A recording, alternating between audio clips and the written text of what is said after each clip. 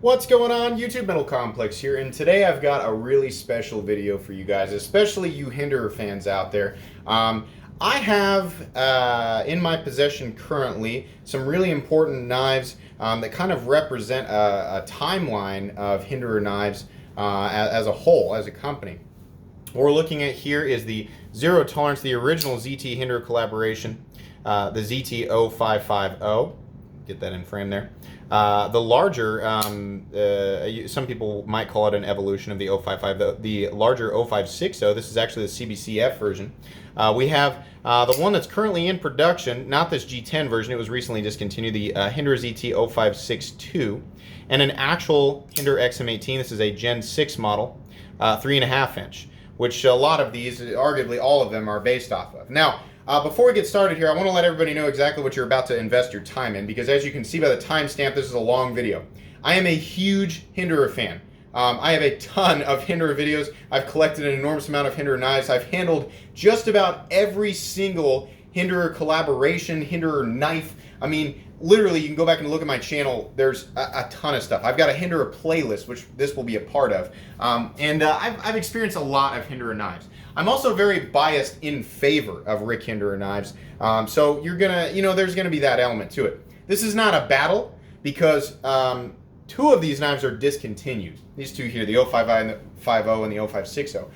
This is just a comparison and a discussion, more of a ramble of Hinderer knives over time and where I think they might be headed. We're going to directly compare all of the models. We're going to talk about it. I'm going to try to cover all of the different variants and generations of each of these knives. But that's what this is. There's not really a lot of structure to this. This is 2019 at the time of this video. I think a video like this directly comparing all this stuff is fairly rare, especially now in 2019. So I thought it might be a good opportunity to do this. First, I want to thank everybody who actually lent me their knives. Steven and Gunner EDC, thank you so much for lending me these two awesome pieces here. And then my buddy Rob, thank you so much. This guy is mine. Starting off with Rick Hinderer knives. By the way, guys, the reason I'm able to bring you stuff like this, that I'm able to pay for shipping back to the people who generously lend me their knives and insure them, is because of my Patreon supporters. So if you've been enjoying my content and you like this consistent stream of content, if you'd like to support me, please, that would mean the world to me. There's a link in my description down to my Patreon. You can have a look around, and if you'd like to, you can join any tier. It'll grant you access to my once-a-week Patreon exclusive video, and it'll bring me one step closer to reaching my goal, which you can read about there on Patreon. I'm not sure exactly when this knife came out, but a lot of you guys have heard me talk about this before. Hinderer knives kind of rose to fame sometime around, I want to say probably between 2010 and 2012, they started to get really popular. Now, Generation 1 and 2 Hinder XM18s, I've never actually handled. I've handled a Generation 3, and they went to 4, then 5, then 6, between those time periods. I don't know exactly when Rick Hinder started making knives, but I know that their first collaboration with Zero Tolerance was a very important one. I kind of got into this around the time that the ZT, got into the high-end knife world around the time that the ZT 0562 was just coming out. I saw a picture of almost this exactly, and I was like, man, I want that. And then I checked secondary market prices. Holy cow, 800 bucks, no way. That's not what these actually cost from the factory, but I saw that and was like, nah, I can't do that. So I ended up going with this guy because everybody said it's basically the same thing, but it's upgraded. Back then it was better because of the bearings, the steel lock bar insert. That's the case now with the Hinderer Triway. You have a lock bar insert, you have bearings or phosphor bronze or whatever you want. But back then, yeah, that was a great deal. 240 bucks, you could get carbon fiber M390 at the time, bearings, blah, blah, blah. Before that, though, they made this 0550, which was meant to sort of be ZT's XM18. They did a great job of executing a true, in my opinion, hard-use frame lock with the, all of these have the thumb stud with the external stop pin setup. That's great. This one runs on phosphor bronze. Back then, the transition into bearings was a big deal. Wow, bearings, holy cow, that's amazing. It's so high-end and exotic. But truthfully, phosphor bronze is just a better setup for hard use. Thick blade, drop point blade, didn't emphasize cutting performance, more so just edge stability under pressure and hard cuts or heavy cuts. Thick G10, thick titanium. Utilize the lock bar, the over travel stop and stabilizer disc. Just great build all the way around. S35 VNs on this guy. There were 3 generations of it. Generation 1 had something to do with it was lacking pocket clip positions or something like that. Generation 2, they added the pocket clip positions and possibly a slightly different clip. And then there was actually a 3rd generation that had a steel lock bar insert. Neither of these have steel lock bar inserts, but I've heard that those are pretty rare. I don't know if there's an upgraded version of this one in carbon fiber. I've never seen that, but I could be wrong. Yeah, that was essentially this guy right here. Very popular knife. You'll find a lot of information online, pictures, people actually going out and really using these things hard. And you can. If you have one of those, it's like I said in the review. There's reviews on all this stuff, by the way, guys. It's like I said in the review, that this one, truthfully, is the one that is probably set up best, or the actual XM18 with phosphor bronze installed. These two are actually going to be the best for hard use. Now, the problem with this guy is it's incredibly expensive. And this guy's going to be expensive right now because it's discontinued. And if you want to find one in good condition, you're going to pay a lot of money for it. Not quite as much as a brand new XM18, $425 at base, but you're going to pay a lot of money for it. So yeah, I mean, that's my opinion, is that this is the one that's probably best set up for actual hard use. Does that mean that these two right here aren't going to be good users? No. I'm only talking about the most extreme of situations, the most extreme, dusty, dirty environments, you know, things like that. All of these are plenty durable. Now, just, you know, I would say fairly soon after that one came this guy. And there was a lot of refinement in the 0560 when it came out. Now, this is more of a XM8 or XM24 size knife. We're going to move these two out of the way, and I'm going to get a measurement on these two so you guys can see. Here's a direct size comparison. These two were the first two Hinder collaborative knives with zero tolerance. I don't know about the timeline, whether Kershaw did something with them first or something. I don't know. But this was the first knife that was like, wow, Hinder knives, who are they? And then they did this guy more based on the XM24. I wish I had a 24 here to compare. Just have the 18. Put the XM18 up there too so we can get measurements here. And eventually the 0562. So the 0550 comes in at 8 inches overall. It's got almost exactly a 3.5 inch blade and a 3.25 inch cutting edge. The 0561 is almost 9 inches overall. It's about 8.8 inches overall. It's got about a 3.8 inch blade and a 3.75 inch cutting edge.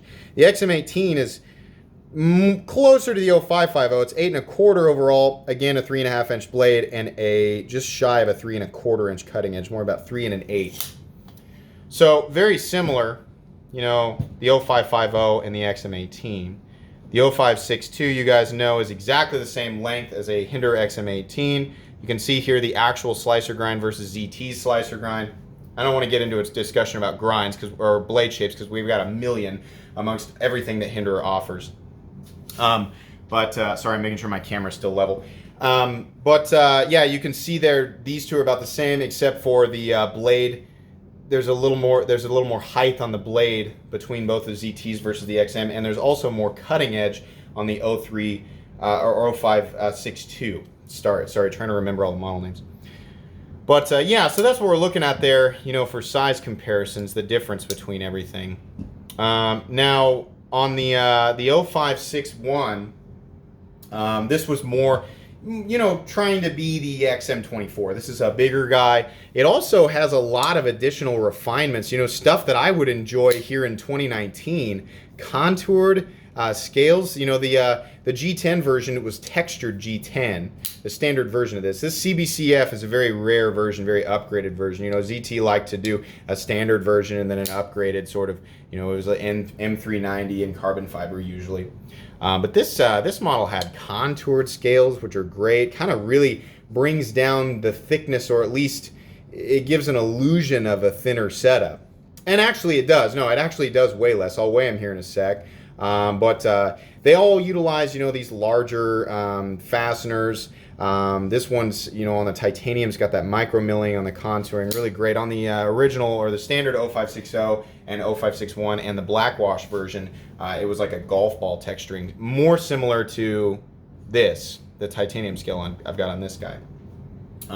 Really like that guy, and part of the reason I like it so much, now it's got a flipper tab that's going to get in the way in terms of carry profile, but let's weigh the 0550. Yeah, 6.07 ounces. Let's weigh the, I mean, again, no milling on the inside. This is a bigger knife dimensionally. Both titanium on this side, both have a steel liner, both have G10, but because they've kind of shaved down the materials a little bit and contoured them, taking some of the weight out of there, you end up with a knife that's, I mean, it's like 0.4 ounces lighter. How does the 0561, or I'm sorry, the 0560 compared to the 0562? They're almost exactly the same weight. That's really interesting to me. 5.56 versus 5.75, a trivial difference. You know, this one is like undoubtedly heavier than all of them. In fact, it's almost exactly the same weight as my full titanium XM18. Literally almost exactly the same weight. So we're talking about overall weight here. We're going to pretend this one's got a G10 scale set up. That guy's the heaviest, followed by, so heaviest, a little less heavy, and then actually the this guy, the 0562, is going to be next, and then the actual Hinder XM18, which is thicker than all of them except for this guy, is actually the lightest in G10, which is interesting. It only weighs about 5.25 to 5.4 ounces depending on the blade shape you get. Really, really interesting. I told you guys this is going to be very rambly. It's coming from a crazy Hinder fan who's just wanting to talk and doesn't want to do the structure thing. Yeah, that's super interesting to me. You know, crazy, because, and I mean, I can kind of understand that. You know, it started with this guy. We went from here, evolution, to this guy, and then they figured out, well, listen, they like the bearings thing. They like the refinement. This version did have, at some point, come with a version, one of the Blackwash models had Lockbar insert. And then they brought it down. They're like, people want this size, but they want it thinner. They don't want it quite as thick as the 0550. They like that flipper tab. Let's go with Hinder's slicer grind, make it a little more performance oriented, and essentially what they learned from these two, the result is one of the most popular folding knives in this corner of the knife world that has ever existed, the 0562. And to this day, it remains, in my opinion, to be one of the very, very best folding knives that are out there. These are all expensive knives, and they're definitely in a part of the knife world where there's no reason to graduate up to this point. You know, most people are perfectly happy with a $50 knife.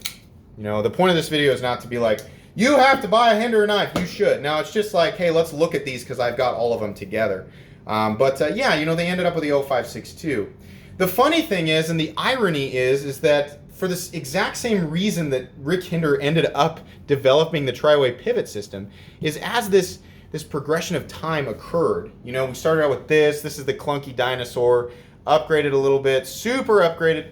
People realized, hey, this whole definition of hard use thing, you know, I got some bones to pick with it. We're taking this, you know, it makes me think of, you know, for those of you who, you guys know that I used to work at a dealership, and I love the automotive industry. For those of you who are familiar with the Toyota Land Cruiser and what it is, right? I mean, that's like a mega off-road full-size SUV that's on a truck frame. It's a true 4x4, right? It's got some kind of unnecessary luxury features, but its older, more luxurious brother, the Lexus LX, what is that thing? The 570? I don't know. It's essentially the Lexus Land Cruiser. That thing is built for apocalyptic off-road situations. I'm not talking Jeep Wrangler off-road situations, but that thing is meant to be taken out and really like, wow, it can take those. But it's got all these luxury features. You know, sort of the target audience for that thing are never going to use it for what it's really capable of. They're just going to enjoy having this incredibly luxurious thing that's capable of doing all of these hard, you know, off-road things, but might be somewhat limited by aesthetic body features that hold it back versus the Land Cruiser. What I'm saying is that this is the Land Cruiser, and this guy is kind of the Lexus version, right? They're both great. They're both really expensive, but one's a little bit more set up to do the hard use thing. Does everybody need a Toyota Land Cruiser? right? Or insert whatever super off-road vehicle. No, most of us don't. Most of us would be just fine, you know, for anything even slightly off-road that we might use a vehicle for in our everyday lives. I live in Kansas, guys. A simple, you know, basic rear-wheel drive pickup will be just fine. And that would be your Rat that I'm using in that situation. Your little Toyota Tacoma Rat, or your GMC Canyon, or whatever you want to say. I'm probably using vehicles that are insulting some people in some way, shape, or form, but I think you guys kind of understand what I'm saying. The irony is, getting back to my point, is that we've seen this evolution. You know, you can see here how ZT, they took a popular platform, right? They started off mostly in the utility department, and then they started to cater to market trends. Flippers, bearings, blah, blah, blah. Rick Hinder, you know, paid attention. Part of the reason he's done so well, and the XM18 has remained essentially the same. People complain about certain things. Oh, well, the flipper, the action's not great. The 0562 is way better in the action department, so we fixed the D10. Well, they're a little bit thick behind the edge. You know, these things are not the best performers. Well, now Rick Hinder offers an incredibly vast array of different blade shapes, different blade geometries. Anybody who's like, Hinders don't cut, you are stuck so far in the past. Just take 1 second to Google it and, you know, take a look. I'm not saying like everybody should be 100% up to date on Hinder knives, but if you're going to say stuff like that, let me correct you here real quick. Hinder Knives offers blade thicknesses anywhere from 112 thousandths, which is pretty thin. That's thinner than the Rat on the spine, or the Ritter Hogue. Both knives known to be great cutters. Anyways, 112 thousandths all the way up to 187 thousandths. And then they do offer blade shapes that accentuate cutting performance. An example, you can get a 3-inch skinny slicer. This is the standard thickness, 165 thousandths. Obviously too thick to skin grapes, or peel tomatoes, or whatever you want to say there. But you can definitely get a 3-inch skinny slicer at only 125 thousandths. That's going to be a great little slicer. More of an EDC style knife. Yeah, it's still expensive, you know, but anyways, so Hinder keeps evolving, offering more blade shapes, offering more, you know, different thicknesses and geometries, different models, and then the whole, you know, everybody around Gen 4, they're like, this is great, man, you're getting this stuff figured out, but it's still running on nylon. I don't want nylon. I'm paying $425 for this knife. All right. So he starts this kind of development thing that he doesn't really talk about, but he makes the transition from Generation 4 to Generation 5, and he adds what everybody thinks is the bee's knees at that time, and it's great, it's not necessary, but the steel lock bar insert. That's great for warranty work, costs less money. You know, if somebody needs to send it in to have a lock face geometry issue fixed, you can pop that chip out. Great, everybody knows how that works. It also doubles as an over travel stop, which is kind of overkill in this knife because it has the lock bar stabilizer disc, but that has a secondary job. Lock bar stabilization this way and this way between the two.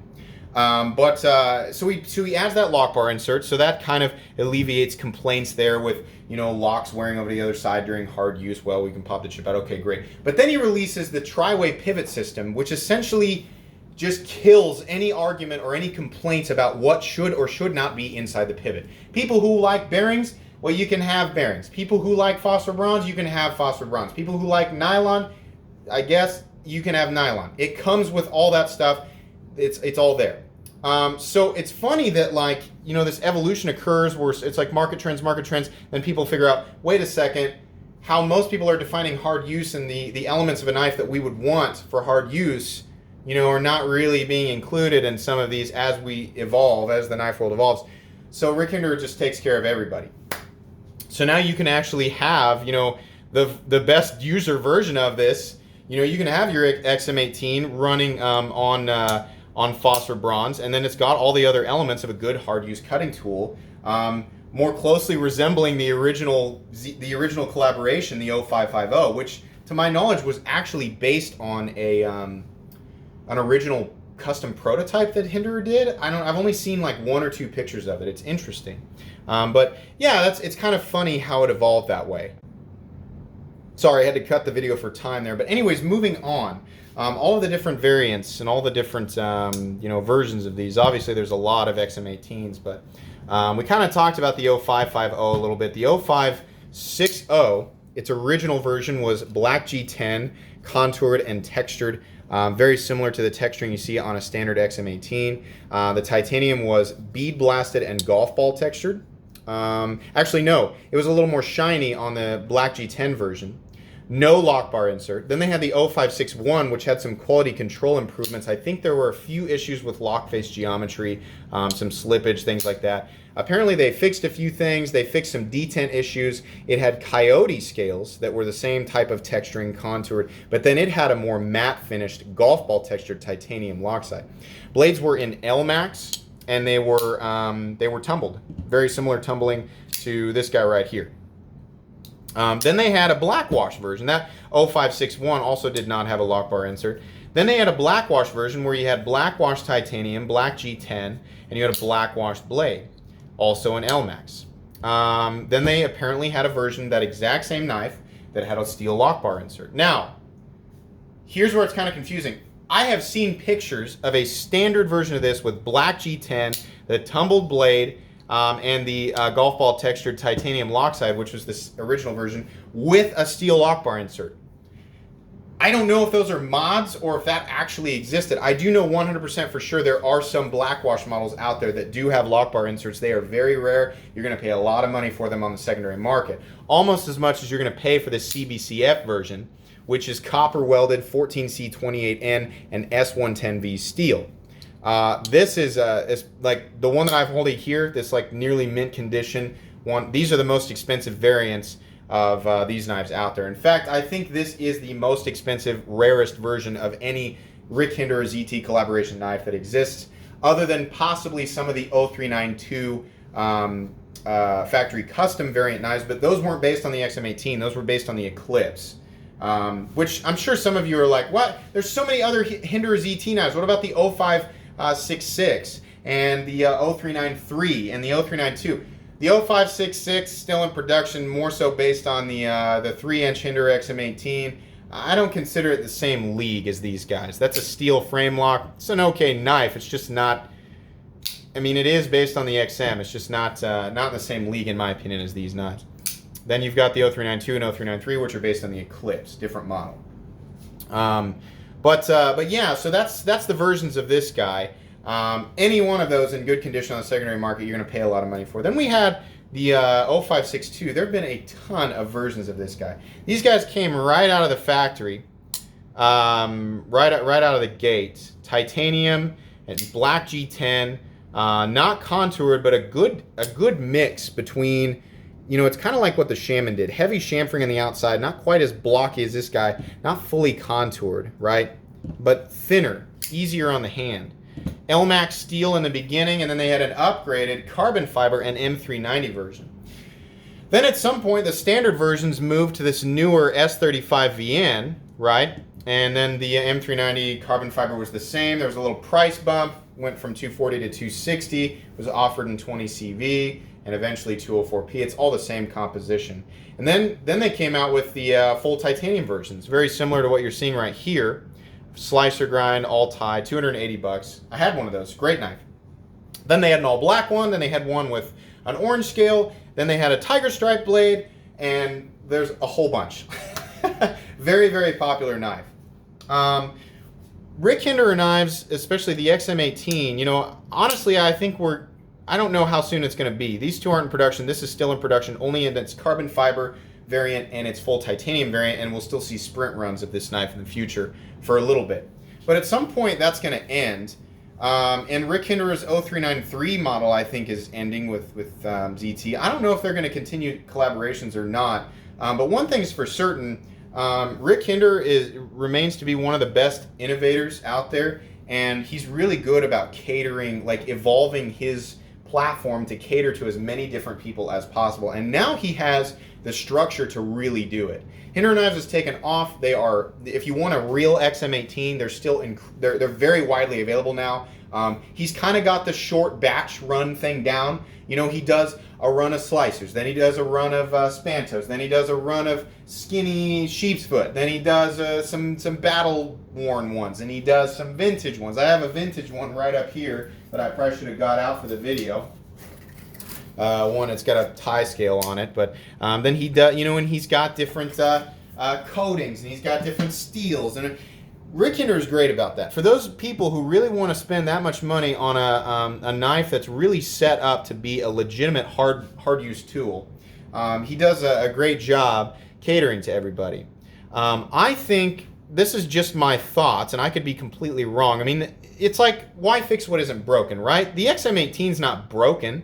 It still is very, I mean, in terms of like the best stuff out there for the money, it's probably a little more expensive. It's definitely a lot more expensive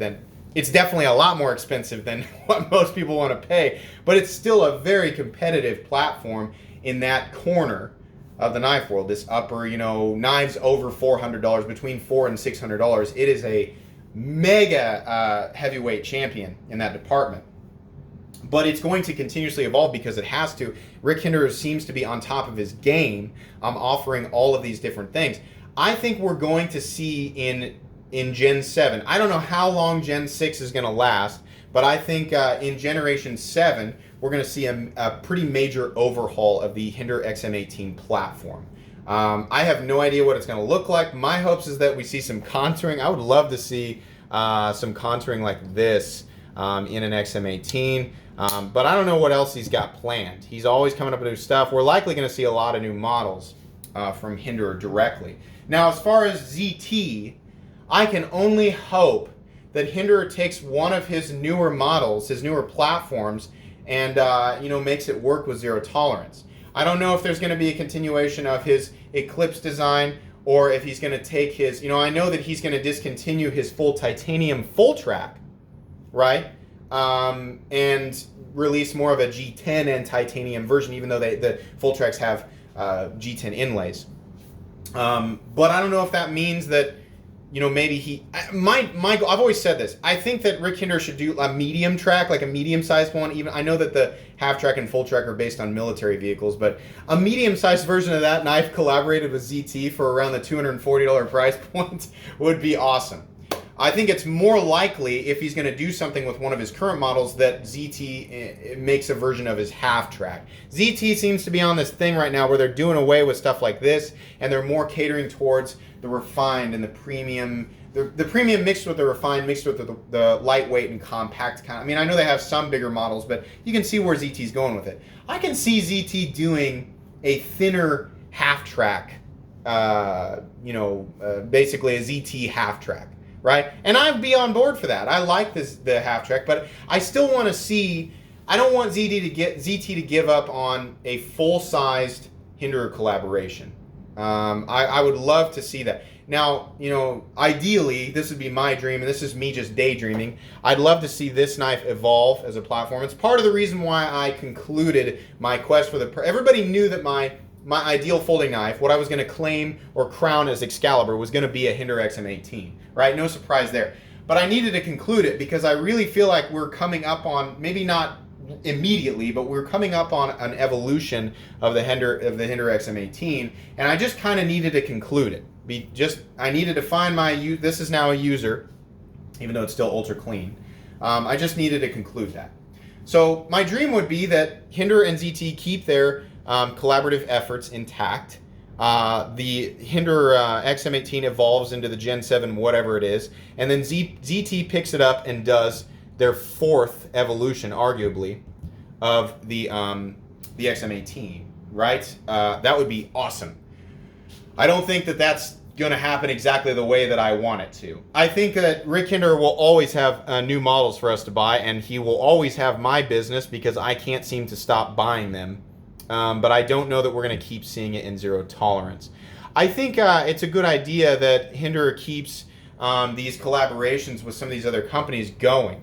I would love to see a continuation of a continuation of Rick Hinder collaborations in production models so that people who understandably don't want to spend $425 on a true Hinder can get a Hinderer knife for around the $200 mark. I think that's very fair. Or people, Kershaw, I imagine, will continue to do stuff. So people who want to pay less than $50 but still want a Hinder design, they still have, the deal worked out, I think, to keep doing the cryo. I don't know. Maybe Hinder will stop that and, we won't have that anymore. But I just want it to keep being a thing. I don't want it to end right here because these are all great knives for different reasons. This thing, just on cool factor alone, right? If I was going to give cool factor to any of the ZT Hinder collaborations, it would definitely go to the 0560. This thing is just cool. It's big, but it's also like elegant and cool. I mean, it's cool that there's contouring, and even on the standard versions they had textured titanium on one side that was contouring. That's not cheap, right? Great action. This guy definitely wins the award for robustness, like actual like hard use, you know, sort of nostalgic zero tolerance. That one really nails it in the hard use department with the phosphor bronze and everything. And then the 0562 is just the just right fit. You know, it remains to be the best option for people out there like me who are just lusting over XM18s, but are just like, I can't pay that much money for it, you know? This is still the very best option, and it's still one of the best folding knives out there that caters to like everybody. People who want a full-size knife, they like the whole clicky detent, the good action, the bearings, you know, but they also want a good design, a blade that's designed to be a good performer. It's got good ergonomics, right? It's still a fantastic contender. And again, like the XM18, you know, it's still a fantastic contender in its price range.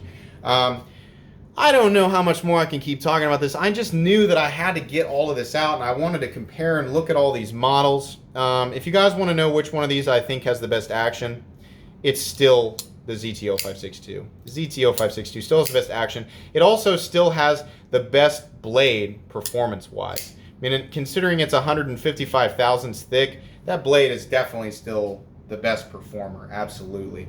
I don't know what other awards... what other trivial awards I could give these guys. If you're going to go after one of these, you know, this guy's coming up. You know, I imagine it wouldn't surprise me if in the next year or so we see a full discontinuing of the 0562. I hope that doesn't happen, but I'm just saying it wouldn't be the most surprising thing in the world. If you're really going to go after one of these guys, you're going to pay a lot of money for it, especially if you're looking at the version of this, the Generation 3 with the Lockbar inserts, or you're looking at one of these CBCFs, or a black-washed version of that with the Lockbar insert, or if the mysterious stone-washed variant with G10 actually has a Lockbar insert. Any of those versions, you're going to pay a lot of money. Any version of either of these knives, you're definitely going to pay a lot of money if it's truly in mint condition. Make sure you get the box and all that stuff. Make sure it's got a factory edge, yada yada. Yeah, guys, I've been wanting to do this for a long time. I have really just been wanting to talk about, you know, the evolution of these and kind of ZT over time and get my thoughts about ZT out. I love ZT. I just don't want them to stop doing what they were doing. You know, and that's building these big, like, heavy, aggressive tactical knives, even if they're outside of what people really need. It's just me going, stop, you know, don't change. I don't want you to change. I want you to keep doing the same thing you've always done. I imagine, you know, all 6 of you who are still watching this video are probably just as much a Hinderer fan as I am. You're just as obsessed with all this stuff, and you're just watching it to kind of, you know, take a look at everything. Gosh, I don't know that there's really anything else that I can say here about these knives, guys. I want to point out that something that's interesting about the action here just before we sort of sign off. This one doesn't have a flipper tab, but you guys know what the double clutch is, right? It's when you get to an area on a knife where you're closing it and you're using your finger as a stop. If it's right there where the detent ball passes over it, sometimes you end up with a situation where when you move your thumb out of the way, it still hasn't passed the detent ball and you have to kick it. For whatever reason, this design has the double clutch and its predecessor didn't. This is much easier to disengage and engage. It's also interesting that this knife had a spinning pivot, right? A free spinning pivot, and then this knife and the original ZT-0550 had captive pivots.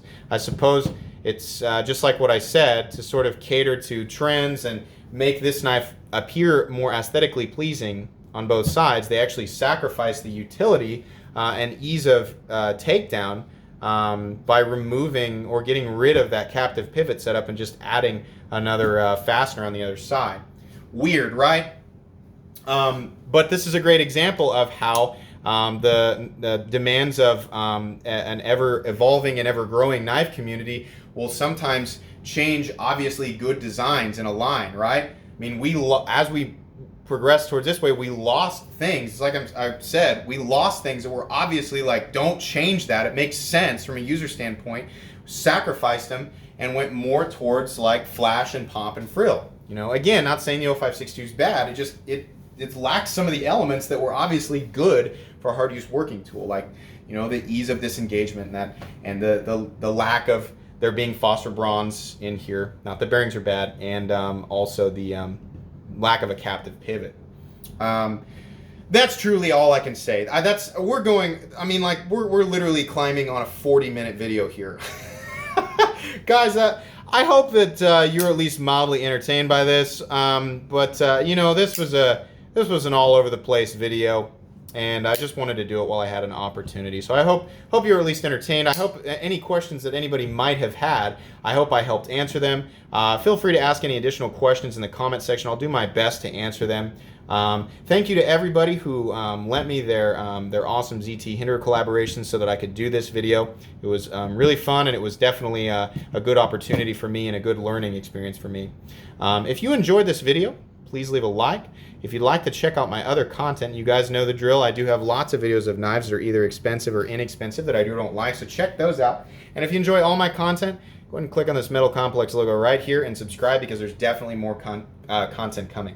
Thanks again for watching, everybody, and have a great day.